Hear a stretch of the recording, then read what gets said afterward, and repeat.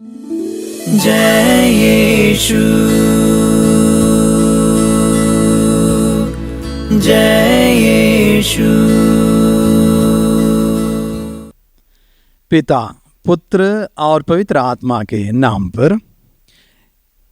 मसीह में मेरे प्रिय भाइयों बहनों, आज के इस पुण्य शुक्रवार के दिन इसायास नबी के एक भविष्यवाणी के साथ इस मनन चिंतन को हम करने के लिए कोशिश करेंगे। इसायास नबी का ग्रंथ अध्याय 52 पद संख्या 13 में प्रभु के सेवक के बारे में इसायास नबी इस तरह का एक भविष्यवाणी करते हैं। सेवक के बारे में बताते हैं, देखो मेरा सेवक फलेगा फूलेगा, वह महिमान्वित किया जाएगा और अत्यंत महान होगा। ये जो भविष्यवाणी इसायास नबी जिस सेवक के बारे में कहते हैं, उसके आज के दिन में हम लोग उस सेवक को प्रभु मसीह के जीवन में देखते हैं और हमें आश्चर्य होगा कि किस तरह से ये सेवक फलता है, फूलता है। हम जानते हैं हमारे जीवन के कोई भी दुख संकट घटित होने के बाद हम उसको दोबारा याद करना नहीं चाहते हैं।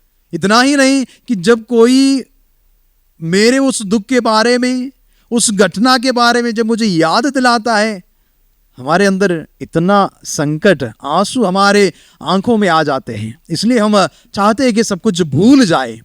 लेकिन जब आज के ये दिन जो है, पुण्य शुक्रवार के दिन, हम साल साल प्रति साल इसको दोहराते हैं, दुख को हम लोग मनाते हैं। ये कोई साडिस्ट मनोभावना नहीं है जहां दुख के ऊपर मनन चिंतन करते हुए हम लोग आनंद उठा रहे, ऐसा नहीं है।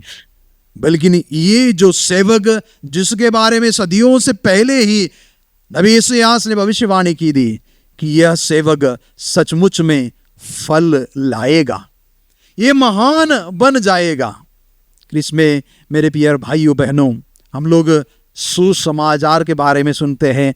संत मत्ती के अनुसार सुसमाचार, संत योहन के अनुसार सुसमाचार, अन्य लोगों के उनके अनुसार सुसमाचार के बारे में सुनते हैं। ये पुण्य सप्ताह में हम लोग ऐसे एक सुसमाचार के बारे में सुनते हैं जो दुख भोग के अनुसार सुसमाचार है।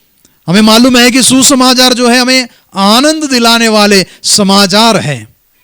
हमारे अंदर ही अंदर ये सवाल जरूर उठता होगा कि ये दुख भोग आखिर कैसे हमारे लिए सुसमाचार बन जाता है, ये कैसे ऐसे समाचार बन जाता है जो हमारे लिए आनंद दे सकता है, शुभ संदेश कैसे बन सकता है। ये पुण्य शुक्रवार के दिन में जब मनन चिंतन करते हैं, प्रभु के महान कार्यों के बारे में मनन चिंतन करते हैं, तो हमें समझ में आता है कि एक ऐसा सुसमाचार है जो प्रभु के दुख भोग द्वारा हमारे जीवन में प्रकट हुआ है। Hallelujah, hallelujah. जो दुख की घटना कोई याद करना ही नहीं चाहते हैं, वो दुख की घटनाएं हमारे लिए आनंददायक बन जाता है, क्योंकि यह मनुष्य की योजना नहीं है बल्कि ईश्वर की योजना है और उनके अनुसार ये सब कुछ पूरा हो रहा है। प्रकटीकरण उसके चोटी तक पहुंच जाता है। The climax of a revelation takes place in the cross. क्रूस द्वारा ईश्वर की योजना उसके उच्च उच्च कोटि तक प्रकट किया जाता है। इसलिए संत पेत्रुस अपने पत्र में हमें समझाते हुए कहते हैं, अध्याय 1 पद संख्या 18 में संत पेत्रुस हमें इस तरह समझाते हैं, आप लोग जानते हैं कि आपके पूर्वजों से चली आई हुई निरर्थक जीवनचर्या से आपका उद्धार सोने चांदी जैसे नश्वर चीजों की कीमत पर नहीं हुआ है। ऐसी हमारे मुक्ति जो कीमती मुक्ति है, जिसके बारे में संत पेत्रुस कहते हैं, बल्कि एक निर्दोष तथा निष्कलंक मेमने अर्थात मसीह के मूल्यवान रक्त की कीमत पर। एक बार और मैं दोहराता हूं, बल्कि एक निर्दोष तथा निष्कलंक मेमने अर्थात मसीह के मूल्यवान रक्त की कीमत पर। मेरे प्रिय मित्रों, मसीह का मूल्यवान कीमती रक्त का अनावरण इस दिन हम देखते हैं। उनके दुख भोग का फल, जिसके बारे में यशायाह नबी ने अभी भविष्यवाणी की थी कि यह फल लाएगा, यह महान सिद्ध होगा। हमें मालूम है जब प्रभु यीशु मसीह का दुख संकट, उनका मरण जब कलवारी की चोटी पर उस क्रूस पर हो रहा था, तो वहीं यरूशलेम मंदिर के पर्दा, जो उस मंदिर के अंदर मंदिर गर्भ में जो पर्दा है, वह दो भाग में फट गया।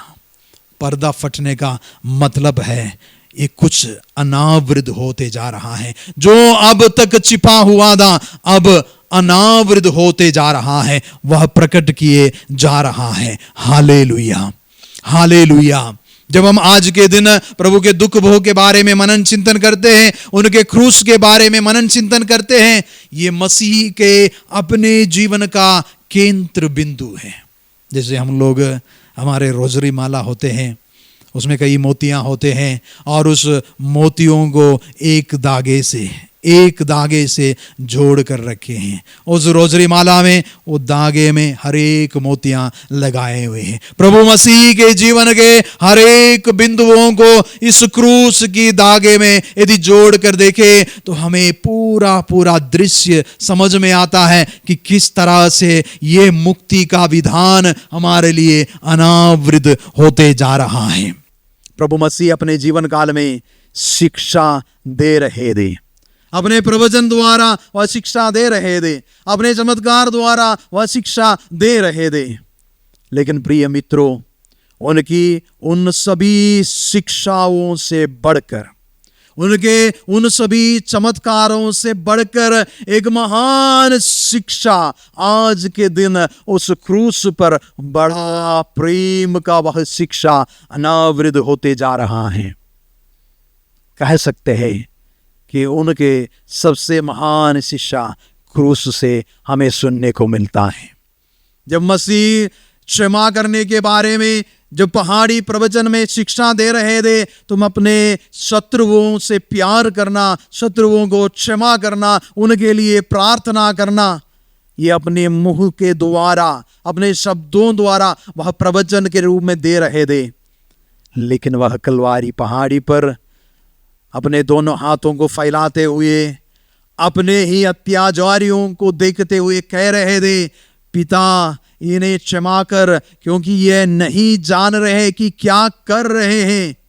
जो शिक्षा उन्होंने पहाड़ पर दिए थे, उस पहाड़ी प्रवचन में दिए थे, उसका अनावरण, उसका सही शिक्षा वहां क्रूस पर से दिया जा रहा है। इसलिए कहा जा सकता है कि जो क्रूस से जो शिक्षा है, वो महत्तर शिक्षा है, वो बहुत बहुमूल्य शिक्षा है। Hallelujah, hallelujah. इसलिए प्रभु यीशु मसीह जब कहते हैं कि क्षमा करते हुए प्रार्थना करो, और प्रभु यीशु ने क्रूस पर से क्षमा करते हुए प्रार्थना का वह महान मिसाल हमें सिखाया।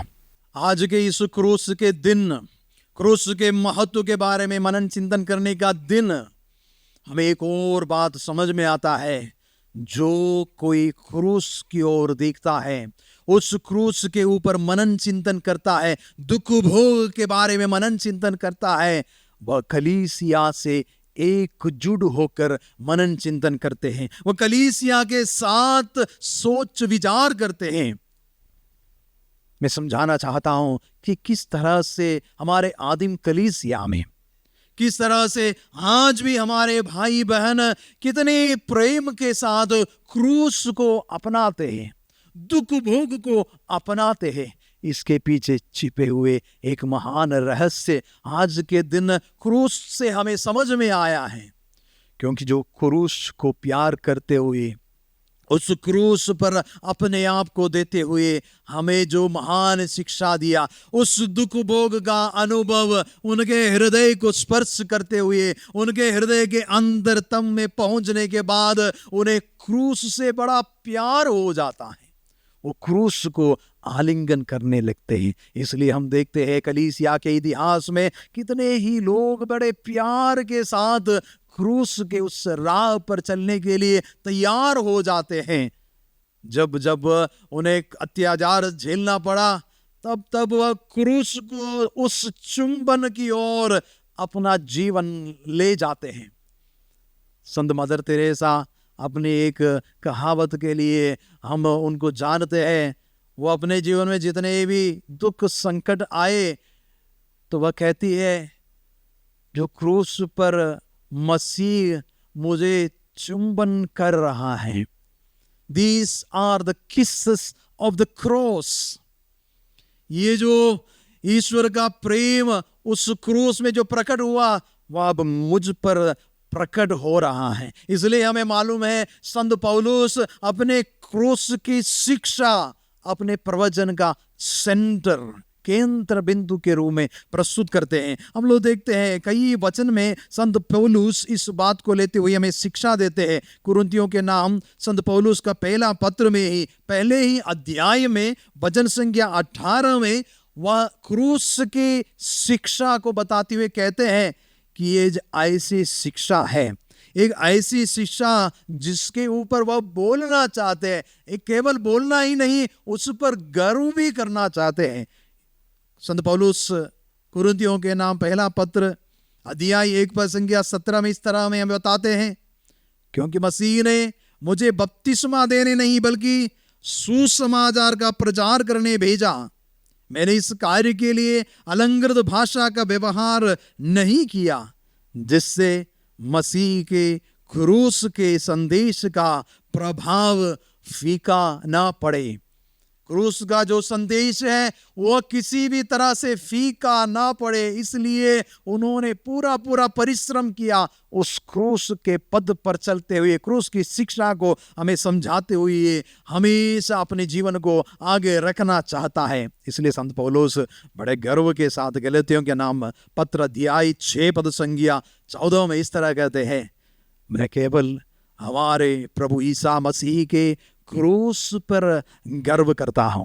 उन्हीं के कारण संसार मेरी दृष्टि में मर गया है और मैं संसार के दृष्टि में प्रभु ईसा मसीह के क्रूस पर गर्व करने का मर्म रहस्य संत पौलुस अपने जीवन में अनुभव कर लिया है, और इसलिए वह अपने प्रवचन द्वारा इस शिक्षा को हमेशा आगे देना चाहते हैं। इसलिए इसी पत्र में अध्याय 2 पद संख्या 2 में वह इस तरह कहते हैं कि मैंने निश्चित किया था कि मैं आप लोगों से ईसा मसीह और क्रूस पर उनके मरण के अतिरिक्त किसी और विषय पर बात नहीं करूंगा, किसी और विषय पर बात नहीं करूंगा।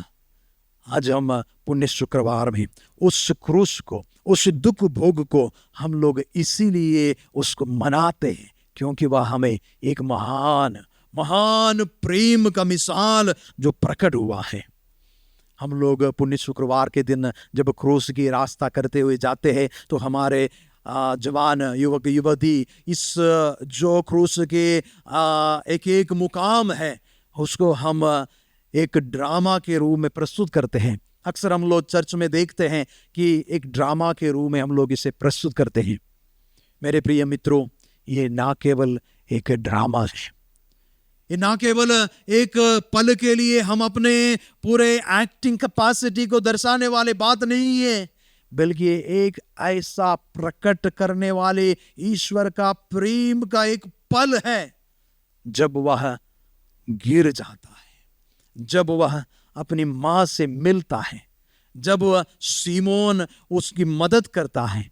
इन सभी मुकामों में ईश्वर का प्रेम गहराई के साथ मनुष्य कुल को, मानव कुल को छूने का अनुभव हमें हो रहा है। ये ना केवल एक ड्रामा है बल्कि उसके वास्तविक प्रदर्शन हो रहा है। ईश्वर का प्रेम प्रकट होते जा रहा है। जो पर्दा हमारे दिमाग में लगे हुए थे वो सब फटते जा रहा है। ईश्वर का प्रेम कितना गहरा है, हर एक पीड़ा जब प्रभु यीशु मसीह अपने हृदय में लेते हैं, अपने शरीर में लेते हैं, हर एक कोड़े जो उन्होंने खाए हैं, वो अपने उस दुख भोग के द्वारा मनुष्य का प्रेम प्रकट करने का माध्यम बना लेते हैं। बोले हल्लेलुया, हल्लेलुया। हम लोग मापदंड के बारे में जानते हैं। मापदंड हम लोग अक्सर स्केल जिसे हम कहते हैं, उस स्केल को यदि हम देखेंगे तो उसका एक कम जगह है, उसका एक ज़्यादा जगह है। कम से शुरू होते हैं और एक सीमा तक पहुंच जाते हैं। मान लीजिए 15 सेंटीमीटर का एक स्केल है, 0 से शुरू होता है, 1 2 चलते चलते 15 तक हम पहुंच जाते हैं।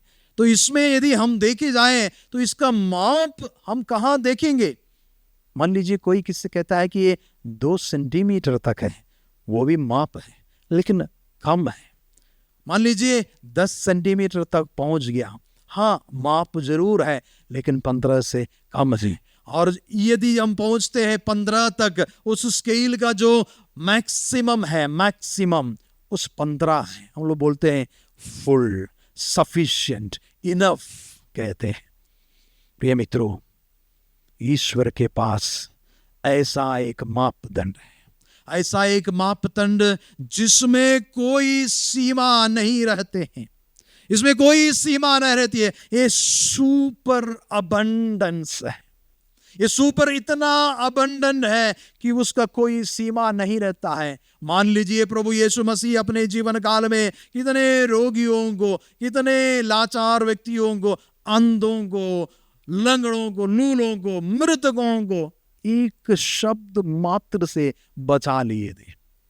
हो सकता था कि ईश्वर के पास एक वाणी भेजते हुए सारे मानव कुल को बचा सकते थे, लेकिन ईश्वर का मापदंड इतना गहरा है, इतना गहरा है कि उनका कोई सीमा नहीं है और वह क्रूस से प्रदर्शित हो रहा है। Hallelujah, hallelujah. इन्होंने हमारे लिए जो जरूरत से ज्यादा है वह हमें दे दिया है। इसलिए प्रभु यीशु अपने प्रवचन के दौरान कई बार हमें कहते हैं, दबा दबा कर, हिला हिला कर, ऊपर उठे हुए, ऊपर भरी हुई मात्रा में वह देना चाहता। इसलिए क्रूस से जो प्रेम प्रकट हुआ है वह इस तरह से ऊपर उठी हुई प्रेम का मिसाल है जो हम अपने जीवन में अनुभव करते हैं। हालेलुया। और इसीलिए दुख भोग हमारे जीवन के लिए भी बहुत बहुत असरदायक बन जाते हैं, बहुत ही हमारे जीवन में असर लाने वाले हैं। इस्यास नबी कहते हैं, उनके घावों द्वारा हम भले चंगे हो गए हैं। प्रभु यीशु ने अपने शरीर में झेले हुए हर एक घाव हमारे शरीर में आने वाले, हमारे मन में लगने वाले, हमारे आत्मा में लगने वाले हर एक पाप के घावों को, हर एक चोट जो हमारे निराशा के हो, हमारे हीन भावनाओं के, हमारे दुर्बलताओं के जो हमारे चोट हैं, उन सबसे ऊपर, उन सबसे बाहर, उन सब के चंगाई इन घावों द्वारा हो रहा है। इसलिए इस्यास नबी कहते हैं, उनके घावों द्वारा हम सब भले चंगे हो गए। इसमें प्रिय मित्रों, आज के ज़माने में प्यार के लिए हमेशा प्रूफ मांगे जाते हैं, प्यार के लिए प्रमाण मांगे जाते हैं। जो प्रेम करने वाले हैं, प्रेमिका और प्रेमी हमेशा पूछते रहते हैं कि तुम मुझे कितना प्यार करते हो, तुम्हारा प्रेम का क्या प्रमाण है। यदि ईश्वर से भी कोई मनुष्य इस तरह का सवाल करे कि आपका प्रेम मुझे कैसे समझ में आए, इसका क्या प्रमाण है, तो मैं कहूँगा आज के दिन जो पुण्य शुक्रवार में क्रूस की ओर देखने वाले हर एक व्यक्ति को यह प्रमाण मिल रहा है। इसलिए यूहन्ना के सुसमाचार में अध्याय 15 वचन के 13 में हम लोग इस प्रकार पढ़ते हैं, इससे बड़ा प्रेम किसी का नहीं कि कोई अपने मित्रों के लिए अपने प्राण अर्पित करे। इससे बड़ा प्रेम किसी का नहीं कि कोई अपने मित्रों के लिए अपने प्राण अर्पित कर दे। इसलिए प्रभु यीशु कहते हैं कि मैं भला चरवाहा हूं, मैं अपने भेड़ों के लिए अपने जीवन को अर्पित कर रहा हूं। सचमुच में ये प्रेम का जो प्रमाण है इतना महान है, इतना महान है कि संत पौलुस हमें समझाते हैं ये कैसा प्रेम था।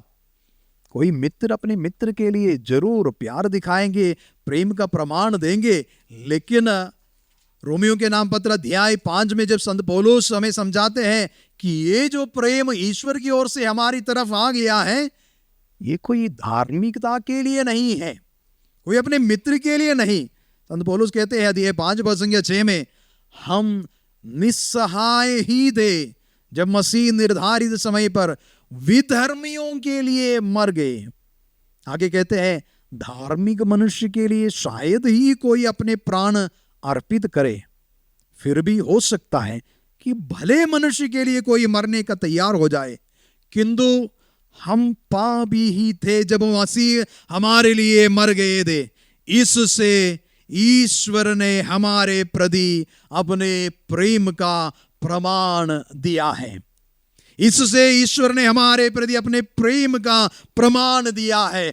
इस पुण्य शुक्रवार के दिन हम यदि दुख भोग के बारे में मनन चिंतन करेंगे तो दो बातों के आधार पर ही हम इस पर मनन चिंतन कर सकते हैं, जिसके बारे में मैंने सबसे पहला ईश्वर का प्रेम जो असीम है उस आधार पर हम इस दुख भोग को समझ सकते हैं, और दूसरा आधार है कि हम निस्सहाय ही थे, हम पापी ही थे जब मसीह हमारे लिए मर गए थे।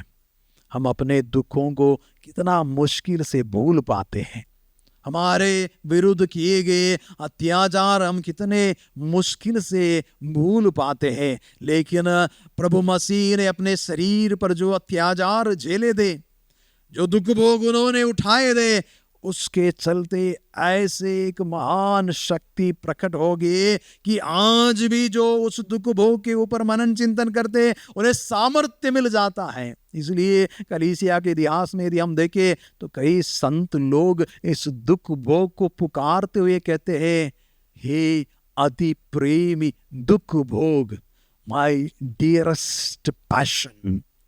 प्रभु मसीह का जो दुख भोग है मेरे लिए आनंददायक है, मेरे लिए प्रेमदायक है, क्योंकि उस पर मनन चिंतन करने वालों के हर एक दुख उसमें मिट जाते हैं, उनके दुख दूर चले जाते हैं, और प्रेम का वह महान स्पर्श अनुभव, ईश्वर की उपस्थिति उसी समय प्रकट हो जाते हैं जब क्रूस पर प्रभु मसीह स्वयं मर रहे थे। इसलिए वहां क्रूस के नीचे खड़े शतपति ने सचमुच में पुकार कर कहा, ये सचमुच में ईश्वर का पुत्र है, क्योंकि कौन इतनी गहराई के साथ अपने प्रेम दर्शा सकते हैं।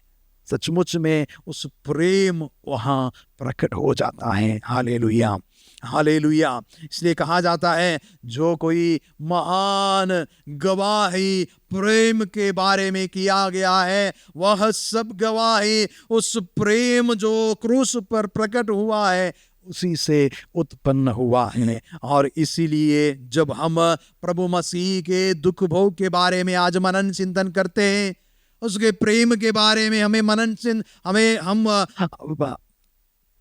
जब हम उसके प्रेम के बारे में मनन चिंतन करते हैं तो हमें एक बात समझ में आता है कि ईश्वर कितने भरोसेमंद है। God is reliable. वह अपने लोगों को बचाने के लिए किस हद तक जाएगा, to what extent he will go to save his people, ये हमें समझ में आता है। How much he is reliable, प्रभु कितना भरोसेमंद है। एक ऐसा प्रेम इस क्रूस के दौरान प्रकट किया जाता है कि भले मर भी जाए तब भी मैं तुम्हें बचाऊंगा। यह प्रेम आज के दिन हमें प्रकट रूप से अनुभव हो जाता है। जो कोई उस क्रूस की ओर देखता है, सब कुछ हमारे दुख दर्द पीड़ाएं, हमारे निराशाएं, हमारे विरुद्ध किए गए अन्याय सब कुछ मिट जाते हैं, सब कुछ विलीन हो जाता है। क्रूस का उस महान सामर्थ्य के साथ सब कुछ शांत हो जाता है। क्रूस में जो प्रेम प्रकट हुआ है, जो प्रेम उस क्रूस से बह रहा है, उस प्रेम को देखते हुए इसलिए संत फौस्टीना इस तरह कहते हैं कि ये एक महान ईश्वर प्रेम का, ईश्वरीय दया का स्रोत जो फूट निकला है। इसलिए कलीसिया उसी सत्य को पहचानते हुए, उस सत्य को सिखाते हुए आज से ईश्वरीय करुणा की नोवेना शुरू करते हैं। ईश्वरीय करुणा जो क्रूस पर प्रकट हुआ है, आज से हम उनके ऊपर मनन चिंतन करने लगते हैं। 9 दिन के लिए हम उस पर मनन चिंतन करते हैं, और जब ईस्टर के बाद जो दूसरा इतवार है, ईश्वरीय करुणा के इतवार के रूप में हम लोग मनाते हैं। मेरे प्रिय मित्रों, आज जब इस दुख भोग के दिन, पुण्य शुक्रवार के दिन, प्रभु के दुख भोग के बारे में हम मनन चिंतन करते हैं, ये हमें आशा दिलाते हैं, ये हमें ढारस बंधाते हैं कि प्रभु का प्रेम कितना महान है। प्रभु कितना महान प्रेम के साथ एक पापी के साथ व्यवहार करता है, उन्हें भी अपनाने के लिए। इसलिए जितने भी सुसमाचार में हम लोग दृष्टांत देते हैं, पापी को बचाने का, पापी को समझाने का, उन्हें वापस लाने का एक मौका भी प्रभु नहीं खोजते हैं। एक मौका, पापी को बचाने का एक मौका भी वह नहीं खोता है, वह उन्हें समझाते हैं। ईश्वर आपको प्यार करता है। आइए आज के इस दुख भोग के दिन हम प्रभु के दुख भोग के उस महान योग्यता के साथ प्रार्थना करेंगे कि ये दुख भोग हमें स्वतंत्र करे, ये दुख भोग हमें आशा दिलाए कि हम प्रभु पर भरोसा रख पाए। How much he loves me, God is reliable, which is seen in the cross। पिता, पुत्र और पवित्र आत्मा के नाम पर।